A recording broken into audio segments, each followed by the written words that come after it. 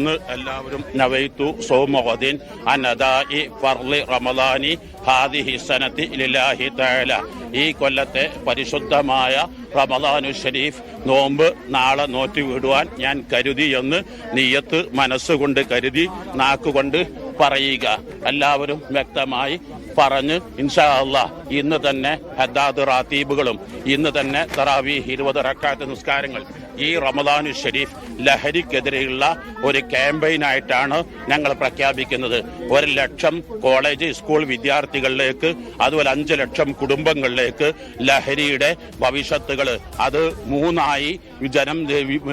മൂന്നായിനം തിരിച്ച് അതിന് അഡിക്റ്റായവരെ അതിന് ട്രീറ്റ്മെന്റ് നടത്തിയും വല്ലപ്പോഴും ഉപയോഗിച്ച് സ്വാദറിഞ്ഞവരെ കൗൺസിലിംഗ് നടത്തിയും പെട്ടുപോകാൻ സാധ്യതയുള്ളവരെ ബോധവൽക്കരണം നടത്തിയും അങ്ങനെ റമളാന്റെ 27ാം രാവ് പ്രാർത്ഥനാ സമ്മേളനം സ്വലാത്ത് നഗറിൽ ഇത്തവണ ലഹരിക്കെതിരെയുള്ള വലിയ പ്രതിജ്ഞ കൊണ്ടായിരിക്കണം.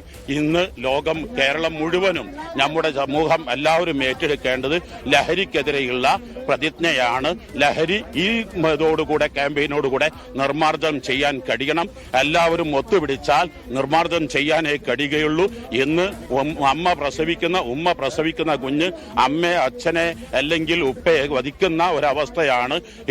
അത് 1, 2, 3 ആവർത്തിച്ച് കാണുന്നത്.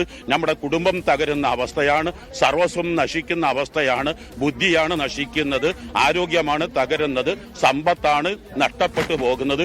ഇതുകൊണ്ട് ഇതിനെതിരെ ശക്തമായ ബോധവൽക്കരണം എല്ലാ പള്ളികളിലും എല്ലാ നിസ്കാരങ്ങൾക്ക് ശേഷവും, പ്രത്യേകിച്ച് ജുമാഅകൾക്ക് ശേഷമുള്ള അതിപ്രധാനമായ പ്രാർത്ഥനകൾക്ക് നിസ്കാര ശേഷമുള്ള ഉദ്ബോധന പ്രസംഗത്തിൽ എല്ലാ ഇമാമുമാരും എല്ലാ ഖതീമുമാരും ഇതിനെക്കുറിച്ച് ബോധവൽക്കരണം വേണം. എല്ലാ പള്ളികളിലും മതപ്രഭാഷണങ്ങൾ, വനിതാ ക്ലാസുകൾ വളരെ സജീവമായി നടക്കുന്നതാണ്.